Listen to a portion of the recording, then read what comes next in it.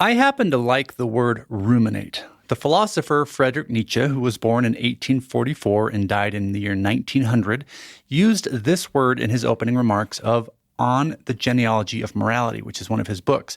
And he points out that his ideas are rather difficult and that the reader must spend time with them, mentally chewing on these concepts. And that got me thinking, we are all screwed. Now, in this week's episode of the Read Well podcast, I'm going to walk you through what it means to think and to read for yourself. This is a challenging concept today. We are currently taught that we should be reading faster, consuming more information, and moving on to the next. There is very little time to hit pause in between and think. Let's get into it. Welcome to this week's episode of the Read Well podcast. My name is Eddie Hood, and I'm your host, where I believe it's more important to read well than to be well read. So grab your favorite book, open up your notes, and let's get ready to learn something fascinating.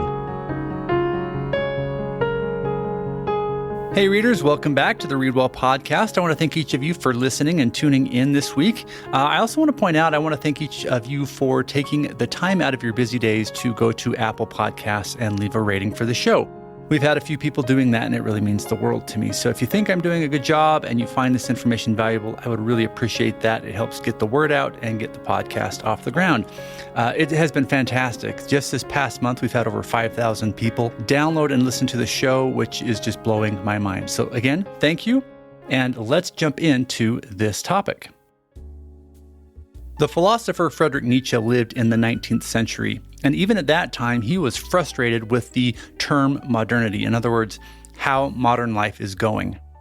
He felt that Western culture was really training us or convincing us to become consumers and to be so plugged in to keeping up with the Joneses that we're really losing our own identity. We're so focused on just clocking into the 9-to-5 job and trying to find that safety and security that we are missing the point of living a human life. That got me thinking, if he lived today, how would he feel about the current society? With the advent of the internet and social media, we are way more plugged in to that sort of stream of global consciousness, and it is really, really hard to step outside of what most philosophers would call the herd and consider our own potential identity, who we are as a person.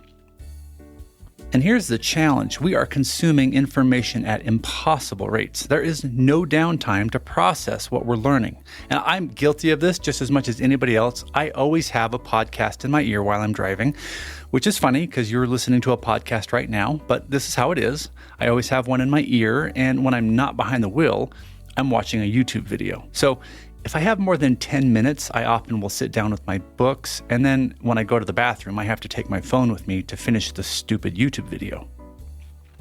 If I'm being honest with you, my life is an educational marathon with absolutely no end in sight, unless I decide to construct one.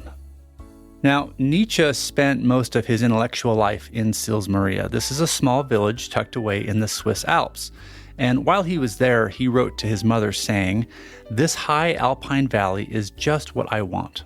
There are pure, strong gusts of air, hills and boulders of all shapes, and surrounding everything, mighty snow-capped mountains. But what pleases me the most are the splendid high roads over which I walk for hours."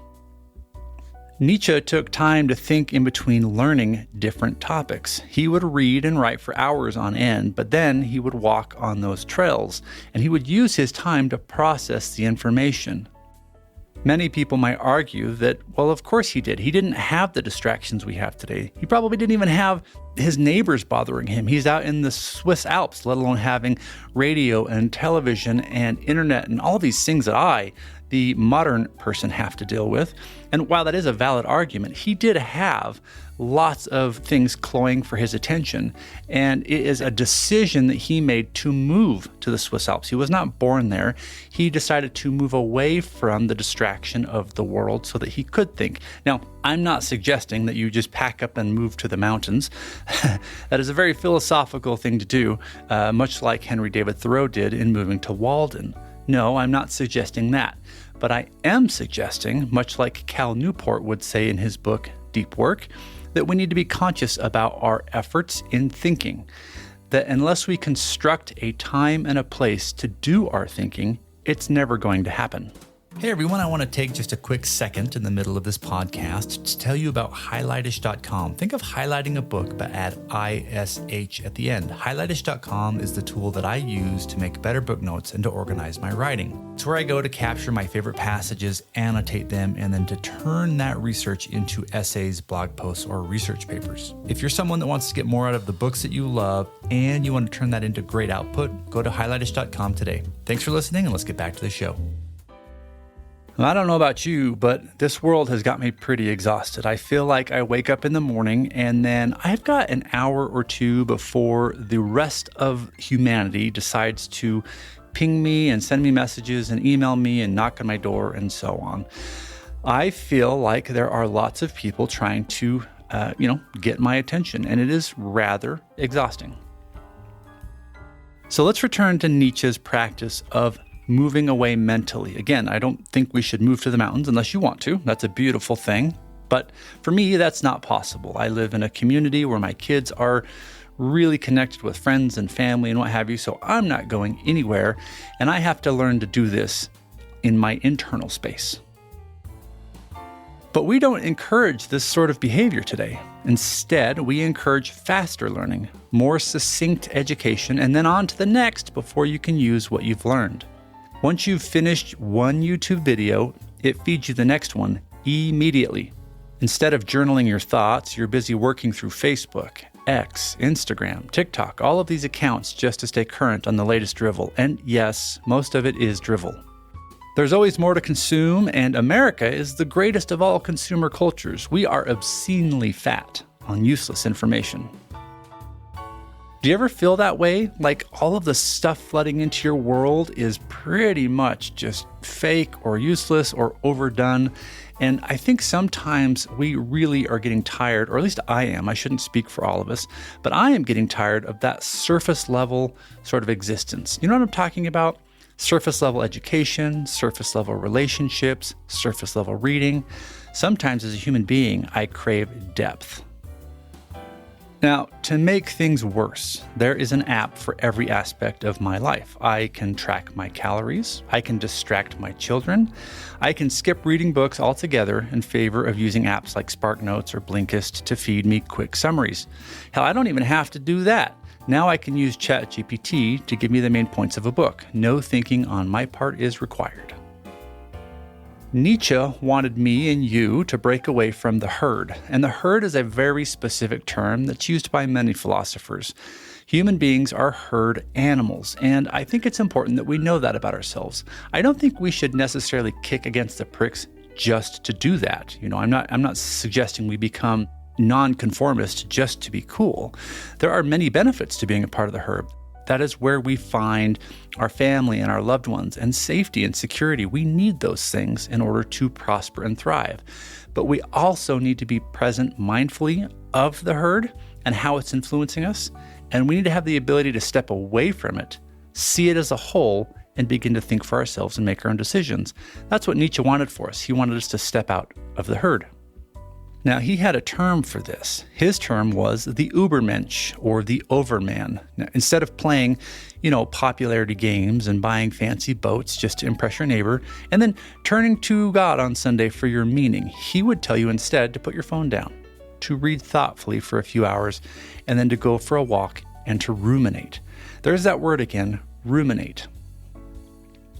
Nietzsche didn't feel like your meaning in life came from external sources like church or government or family. It was up to you to create your meaning. And the best way to do that was to lean into your challenges and to lean into your purpose in life. Here's the problem. Most of us don't know what our purpose in life is. That's because we've spent all of our time running with the herd, just doing what they do. We've never popped our head up out of the crowd and thought to ourselves, what am I doing here? So yes, let's return to the word ruminate. There is no app for rumination. You must sit down with a book and think. You must read slowly, take notes, and apply the ideas. That's the mantra of my private reading community. And until you do that, you are little more than a brainwashed puppet who wakes up, puts on your headphones, and plugs into the Matrix. And I say that a little facetiously because I am often a brainwashed puppet. I am no better than anybody listening to this podcast. I cannot tell you how many days I've woken up and thought, oh, great, here's a really nice video on YouTube. I start watching it, I listen, and then many hours later, I have watched more videos than I can count, and I don't have a whole lot to show for it. So the Matrix is just as interesting to me as it is anybody else, and I have a hard time turning my back on it. But it is a conscious decision I have to make if I'm going to live my best life. Here's the problem. It feels productive to be learning all the time, but it's not. It is actually harmful. We are coming off the rails, and we are too plugged in to realize it.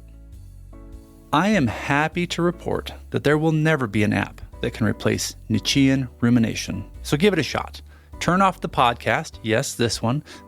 Most shows would not tell you to turn off podcasts, but I'm asking you to do that right now. Go ahead, turn off the show. Close YouTube and sit with your thoughts. At first, it's going to feel like a waste of time because you are programmed to feel that way. But if you sit long enough, you will have a breakthrough, and that is called freedom. Hey, if you found this episode helpful and you are interested in joining our private reading community, the best way to do that is to go to thereadwellpodcast.com and subscribe to my newsletter. That will give you a weekly newsletter full of reading tips and insights from some of the world's greatest thinkers like Friedrich Nietzsche. You'll also be updated on things that are happening within the community. If you decide to become a member of that community, simple. All you do is go to thereadwellpodcast.com, and up in the navigation, you'll see the word community. Click on that, create a free account, and then you'll be surrounded by many people who love to read thoughtfully. So yes, today's challenge is to turn off the podcast and to spend some time with your thoughts. As you do, take time to write down what you learn so that you can really solidify that breakthrough. As always, read slowly, take notes, and apply the ideas. Thanks, and I'll see you next week.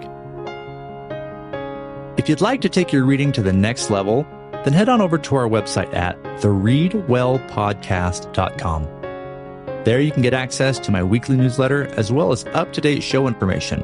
Also, don't forget that I learned software development on the side just so that I could build a program to help us make better book notes as we read. If you're interested, go to highlightish.com. Think of highlighting a book, but add ish, I-S-H, at the end. highlightish.com. Thanks for listening, everyone, and we'll see you on the next show.